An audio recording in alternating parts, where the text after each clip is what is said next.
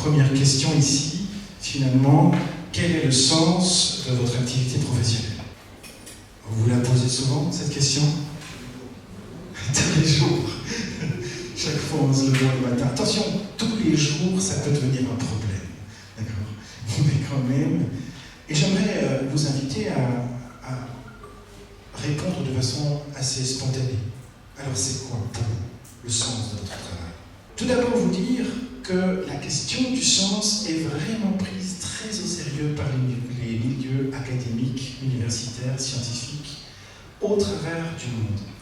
Il faut savoir qu'il y a 2-3 semaines, il y avait un colloque aux universités de Lausanne sur la clinique de sens, qui a réuni de très nombreux académiciens qui réfléchissent sur qu'est-ce que c'est qui donne du sens et qu'est-ce qui se passe quand on perd le sens de son travail.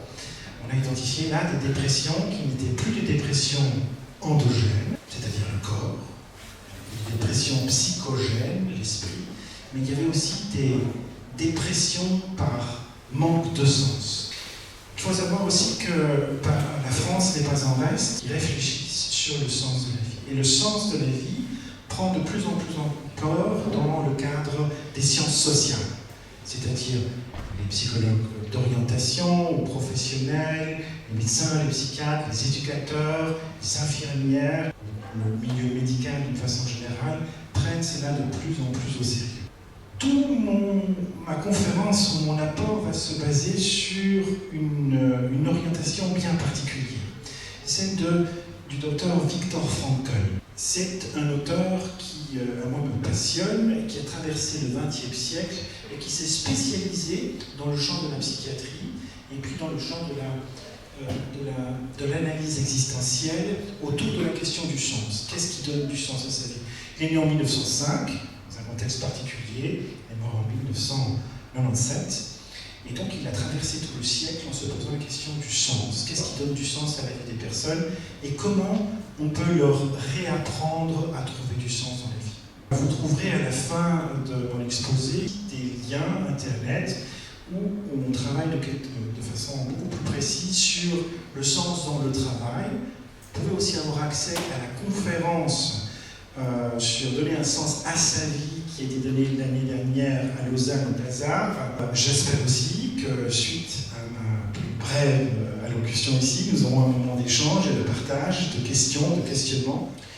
Alors, on pourrait se penser, et j'apprécie beaucoup la qualité de vos réponses, preuve si l'on est, que vous venez ici, pas tant pour chercher des réponses, mais pour confirmer finalement que si vous faites ce travail, c'est parce que vous y voyez beaucoup de sens. Peut-être ici, certains se diraient, mais qu'est-ce que je fais encore ici, ou se remettent en question le sens de leur travail. Ce qui est tout à fait normal.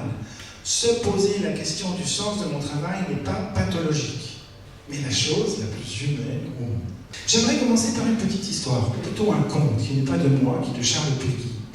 C'est une histoire où un voyageur rencontre une personne au bord du chemin, le long d'une carrière, et il l'interroge en lui disant « Mais qu'est-ce que tu fais, brave homme ?»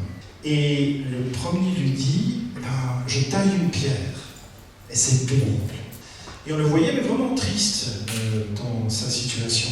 Et le voyageur continue et croise un autre tailleur de pierre qui lui dit « Écoute, je taille une pierre pour construire un mur, et cela me permet de nourrir ma famille. » C'était une autre motivation. Il y a aussi l'idée d'un mur, quoi, à un moment donné. Et puis le voyageur se pose vraiment la question, non, c'est pas la vie facile, ces tailleurs de pierre. Vraiment pas. Il en croise un autre, ou plutôt est attiré par lui, parce qu'il le voit tailler, mais comme si c'était le rêve de sa vie, quelque part. Il y va et lui demande, mais qu'est-ce que tu fais? Et il dit, je suis occupé à construire une cathédrale, pour ceux qui voudront s'y recueillir. Donc 3 tailleurs de pierre, qui travaillaient dans la même entreprise, ont tout à coup, non pas un métier différent, le même métier. Donc le sens ne se trouvait pas dans tailler la pierre. Le sens se trouvait dans pourquoi je taille la pierre. Pour qui je travaille. J'ai trouvé une histoire très très émouvante. L'histoire d'un éboueur, José Gutiérrez, colombien. Eh bien, José est heureux. En quelques années, non seulement sa bibliothèque gratuite est devenue un exemple, mais il a aussi pu aider à la création de centaines d'autres à travers la Colombie. Quel rapport y a-t-il entre les loueurs, le conducteur de peine et une bibliothèque? A priori, quand on lit l'article, on se dit pas grand-chose. Et pourtant, José, il a rempli sa maison avec énormément de livres. Où étaient ces livres? On les jetait à la rue, tout simplement. Et effectivement, après 2 décennies, à 52 balais, il a réuni plus de 30 000 ouvrages chez lui. Je pense qu'il était célibataire, je ne suis pas sûr. Mais pourquoi il a fait ça? Eh bien, tout simplement parce qu'il a constaté que dans les quartiers défavorisés, des enfants n'avaient pas les moyens d'acheter des livres. Alors on se dit, ah oui, mais attends, son boulot, il est vraiment dur, pénible, mal perçu. Mais lui a décidé de faire son travail une opportunité pour quelque chose. Et vous avez vu, dans ces 2 cas, c'est jamais pour soi-même, mais toujours dans une configuration où je trouve du sens pour moi, mais en direction de l'autre. Ça ne veut pas dire qu'il faut s'abandonner, s'oublier, s'écraser, ça ne veut pas du tout dire ça. Mais le sens est une perception personnelle. Il n'y a pas de sens absolu. Le sens, de façon abstraite, n'a de sens que si je lui donne quelque chose. Un peu comme le tailleur de pierre ou l'éboueur. Autrement dit, quelle valeur pour moi déjà commencer à remplacer le terme de sens, ou en tout cas le percevoir comme une valeur. Mais quand je vous dis quelles sont vos valeurs, quelles sont les valeurs de l'institution? Hein? Comment? Prendre soin, respecter et coopérer. Et si je demandais une définition évidemment à chacun ici, et une incarnation aussi de comment il fait ces 3 choses-là, on aurait une grande variété, on aurait un grand spectre. Peut-être aussi on aurait d'autres valeurs. Le sens peut être partagé, mais pas donné par autrui. Je ne peux pas vous dire ce qu'est le sens de votre vie. C'est vous qui devez le trouver. Je peux vous aider à faire cela.